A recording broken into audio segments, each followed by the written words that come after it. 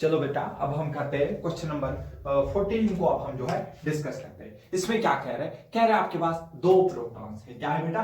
दो प्रोटॉन्स है आपके पास। ठीक है, दो प्रोटॉन्स, ये एक प्रोटॉन हो गया, ये दूसरा प्रोटॉन हो गया। मान लीजिए इनके बीच में सेपरेशन है आर। कह रहा है ये जो दो प्रोटॉन है, ऑब्वियसली इनके बीच में मासेस की वजह से अट्रैक्शन लग रहा होगा, ग्रेविटेशनल फोर्स, और दोनों के ऊपर सेम टाइप ऑफ चार्ज है, तो दोनों रिपल भी कर रहे होंगे। रिपल किस फोर्स से कर रहे होंगे? इलेक्ट्रोस्टैटिक फोर्स से। अट्रैक्ट किस फोर्स से कर रहे होंगे? ग्रेविटेशनल फोर्स से। अब हमसे क्या पूछ रहा है सवाल? सवाल कह रहा है electrostatic force upon gravitational force का आपको रेशियो निकालना है। ये बहुत अच्छा सवाल है। ये सवाल जो है इससे मिलता जुलता सवाल इरोडो में भी है, और वो मैं अपनी क्लासेस में करवा चुका हूं आपको। बहुत अच्छा सवाल है, और ये सवाल जो है एज इट इज भी पूछा गया है जेडब्ल्यू मेंस में। ठीक है, एक बार नीट ने भी ये सवाल पूछा हुआ है, तो ध्यान से देखिएगा कैसे निकालेंगे। सिंपल, आपको पता होना चाहिए मास ऑफ प्रोटॉन कितना होता है। मास ऑफ प्रोटॉन सबको पता होता है 1.67 इंटू में 10 रेज पावर -27 केजी होता है। ठीक है सर, तो जितना मास इसका उतना ही मास इसका। मास इसकी वजह से ये एक दूसरे को अट्रैक्ट करेंगे, और वो कौन सा फोर्स होता है? वो हमारे पास ग्रेविटेशनल फोर्स होता है। दोनों के ऊपर सेम टाइप ऑफ चार्ज है, दैट मींस दोनों एक दूसरे को क्या कर रहे होंगे सर? रिपल कर रहे होंगे। किस फोर्स से? इलेक्ट्रोस्टैटिक फोर्स से। सर उसके लिए हमें चार्ज पता होना चाहिए, तो आपको पता है दोनों के ऊपर कितना चार्ज होता है। चार्ज ऑफ प्रोटॉन क्या होता है? 1.6 इंटू 10 रेज पावर -19 कूलम। तो जितना चार्ज इसके ऊपर उतना ही चार्ज उसके ऊपर। ठीक है सर, तो हमसे रेशियो पूछ रहा है, दैट मींस हमें electrostatic force upon gravitational force का रेशियो निकालना है। ठीक है सर, सर लिखिए इलेक्ट्रोस्टैटिक फोर्स। देखिए के के बदले में क्या लिख सकता हूं? 9 इंटू 10 रेज पावर 9। Q1 के बदले में क्या लिख सकता हूं? 1.6 इंटू 10 रेज पावर -19। Q2 भी कितना है? 1.6 इंटू 10 रेज पावर -19 कूलम। ठीक है सर, डिवाइड में। ठीक है, डिवाइड में इनके बीच में डिस्टेंस क्या है? R square. ये मैंने क्या लिखा? ये अभी तक मैंने जो है इलेक्ट्रोस्टैटिक फोर्स लिखा। ध्यान से देखना है किसका रेशियो पूछा है? Electrostatic upon gravitation. अगर अभी ग्रेविटेशन अपॉन इलेक्ट्रो तो चेंज हो जाएगा। ठीक है, ठीक है सर। हाँ, तो ग्रेविटेशनल फोर्स क्या होता है? G m1 m2 by R square. तो G की वैल्यू होती है 6.67 इंटू 10 रेज पावर -11।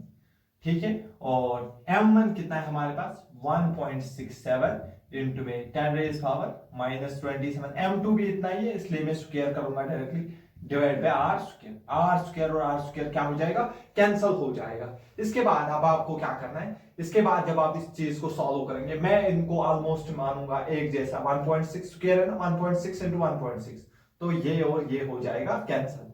ठीक है, तो अगर मैं देखूं ऊपर बच रहा है मुझे 9 इंटू, एक तो बच रहा है ये 10 रेज पावर 9, और ये मिलके 19 यानी कि 10 रेज पावर -38। क्या इतना क्लियर है? हाँ सर, हाँ सर, समझ आया। और ये डिवाइड में बच रहा है 6.67 इंटू में, अगर मैं देखूं इधर बच रहा है 10 रेज पावर -11, और ये बच रहा है 10 रेज पावर -54, क्योंकि 2 से इसको मल्टीप्लाई होगा। ठीक है सर, इसको मैं भी रहने देता हूं, 9/6.67 को भी मैं ऐसे रहने दूंगा। ऊपर अगर मैं देखूंगा इसमें से 9 अगर हम सब्ट्रैक्ट, या इस 9 को भी रहने दो, एक तो है 10 रेज पावर 9, और ये क्या है? -38, और ये 11 ऊपर जाएगा तो +11 होगा, ये भी ऊपर जाएगा तो +54 होगा। अगर मैं गौर से देखूं, मुझे मिल रहा है 9/6.67 इंटू में, अगर मैं देखूंगा 38, ये माइनस में 38, ये 9 और ये 11 कितने हो जाएंगे? 20, 20 हो जाएंगे, और 20 ये हो जाएगा 74। 74 में से मुझे 38 को माइनस करना है, तो ये कितना बचेगा? ये मुझे बचेगा 36, है ना? 36 बच जाएगा, 10 रेज पावर 36। ये जब हम सॉल्व करते हैं तो ये ऑलमोस्ट देखो, अगर मैं इसको 3 से काटूंगा तो ये बचेगा 3 3 जा, या ऑलमोस्ट 3 2 जा, लेकिन ये उससे थोड़ा बड़ा है, तो इसलिए ये जो रेशो हमारे पास आता है 1.36 के आसपास आता है, इनटू में 10 रेज पावर 36। लेकिन आपको ये चीज की उतना इंपॉर्टेंस नहीं है, इंपॉर्टेंस है इसका, यानी कि 10 रेज पावर 36 के प्रोपोर्शनल आता है। सवाल क्या पूछा जाएगा? आप बताइए electrostatic force upon gravitational force का रेशियो कितना होगा? 10 रेज पावर 36 के पावर के प्रोपोर्शनल होगा, और अगर उल्टा होगा तो यहाँ पे -36 आएगा। क्या इतना क्लियर है? हाँ सर, लेकिन ये सवाल आपको समझाना क्या चाह रहा है, ये आपको दिखा रहा है कि gravitation electrostatic force upon gravitational force का रेशो आ रहा है 10⁻36। दैट मींस इलेक्ट्रोस्टैटिक फोर्स जो है दो प्रोटॉन्स के बीच में 10⁻36 टाइम्स ज्यादा स्ट्रॉन्ग है ग्रेविटेशनल फोर्स से, यानी कि इसके सामने ग्रेविटेशनल फोर्स कोई बड़ी चीज नहीं है। दैट मींस ये जो है इलेक्ट्रोस्टैटिक फोर्स, इसीलिए हमारे पास जब हम पढ़ते हैं क्लास 11th में, तो इलेक्ट्रोस्टैटिक फोर्स जो होता है बहुत स्ट्रॉन्ग फोर्स होता है as compare to gravitational force. Gravitational force इतना छोटा फोर्स होता है, हम इसको एज ए रेफरेंस ट्रीट करते हैं, ठीक है। तो आई होप जो है आपको इतना समझ आ गया होगा अच्छे से, और ये सवाल क्या आपको समझाना चाह रहा है। तो आप इसको प्रैक्टिस कर सकते हो, यहां पर अब दो इलेक्ट्रॉन रखकर भी आप इसको ट्राई कर सकते हो, वही है रोडो का सवाल, ठीक है।